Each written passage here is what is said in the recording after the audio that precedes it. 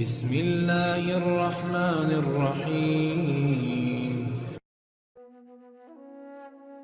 ان دونوں کا واقعہ بھی چونکہ حضرت آدم علیہ السلام کے واقعہ کا ایک حصہ ہے، اس لیے یہاں قابل ذکر ہے۔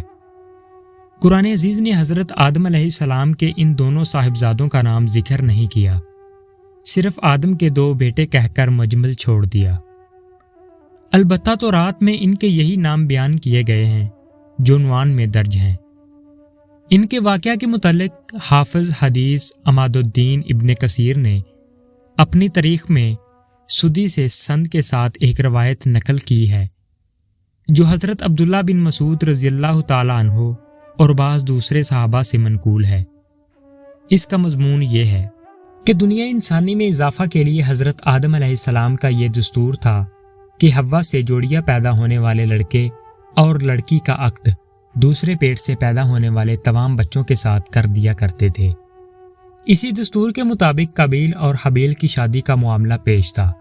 قابیل عمر میں بڑا تھا اور اس کی ہمشیرہ حابیل کی ہمشیرہ سے زیادہ حسین تھی، اس لیے قابیل کو یہ انتہائی ناگوار تھا کہ دستور کے مطابق حابیل کی ہمشیرہ سے اس کی شادی ہو اور حابیل کی اس کی ہمشیرہ سے۔ معاملہ کو ختم کرنے کے لیے حضرت آدم علیہ السلام نے یہ فیصلہ فرمایا کہ دونوں اپنی اپنی قربانی حق تعالیٰ کی جناب میں پیش کریں۔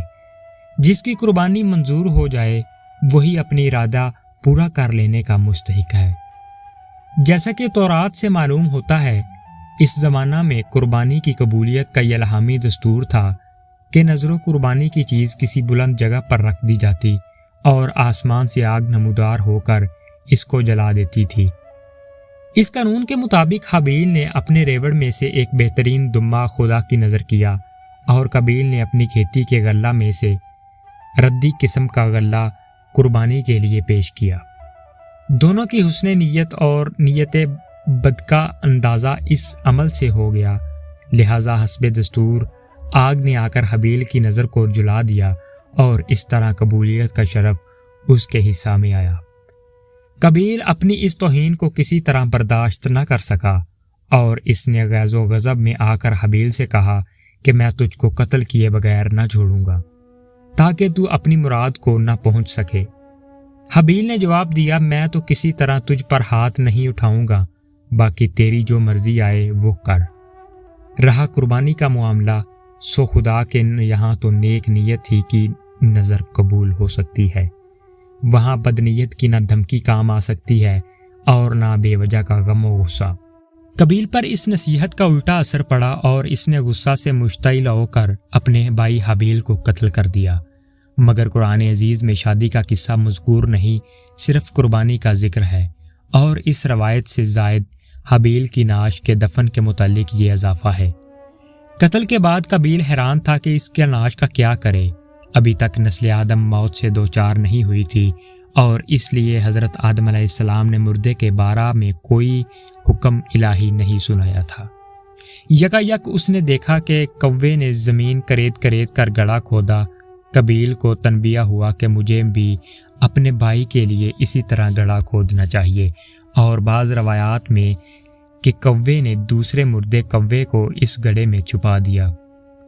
قابیل نے یہ دیکھا تو اپنی ناکارہ زندگی پر بے حد افسوس کیا اور کہنے لگا کہ میں اس حیوان سے بھی گیا گزرا ہوں کہ اپنے اس جرم کو چھپانے کی اہلیت نہیں رکھتا۔ ندامت سے سر جھکا لیا اور پھر اسی طرح اپنے بھائی کی نعش کو سپرد خاک کر دیا۔ اور سنا ان کو حال واقع آدم کے 2 بیٹوں کا، جب نظر کی دونوں نے کچھ نظر اور مقبول ہوئی، ایک کی اور نامقبول ہوئی دوسرے کی، کہا میں تجھ کو مار ڈالوں گا۔ وہ بولا اللہ قبول کرتا ہے پرہیزگاروں سے، اگر تو ہاتھ چلا دے گا مجھ پر مارنے کو، میں نہ ہاتھ چلاؤں گا تجھ پر مارنے کو، میں ڈرتا ہوں اللہ سے جو پروردگار ہے سب جہان کا، میں چاہتا ہوں کہ اس اقدام پر تو میرا گناہ بھی حاصل کر لے اور اپنا گناہ بھی، پھر ہو جائے تو دوزخ والوں میں سے، اور یہی سزا ہے ظالموں کی۔ پس اس کو راضی کیا، اس کے نفس نے خون پر اپنے بھائی کے، پھر اس کو مار ڈالا، سو ہو گیا نقصان اٹھانے والوں میں۔ پھر بھیجا اللہ نے ایک کوا جو کریدتا تھا زمین کو، تاکہ اس کو دکھلا دے کس طرح چھپاتا ہے لاش اپنے بھائی کی۔ بولا ہائے افسوس مجھ کو اتنا بھی نہ ہو سکا کہ اس کوے جیسا ہی ہوتا تاکہ چھپا لیتا لاش میں اپنے بھائی کی، پھر لگا پچھتانے۔ اسی سبب سے لکھا ہم نے بنی اسرائیل پر کہ جو کوئی قتل کرے ایک جان کو بلا عوض جان کے یا بغرض فساد کرنے کے ملک میں، تو گویا قتل کر ڈالا ان سب لوگوں کو، اور جس نے زندہ رکھا ایک جان کو یا زندہ کر دیا سب لوگوں کو۔ معزز ناظرین، امام احمد نے اپنی مسند میں حضرت عبداللہ بن مسعود رضی اللہ تعالیٰ عنہ سے ایک روایت کی ہے کہ رسول اللہ صلی اللہ علیہ وآلہ وسلم نے فرمایا کہ دنیا میں جب بھی کوئی ظلم سے قتل ہوتا ہے تو اس کا گناہ حضرت آدم علیہ السلام کے پہلے بیٹے قابیل کی گردن پر ضرور ہوتا ہے، اس لیے کہ وہ پہلا شخص ہے جس نے ظالمانہ قتل کی ابتدا کی اور یہ ناپاک سنت جاری کی۔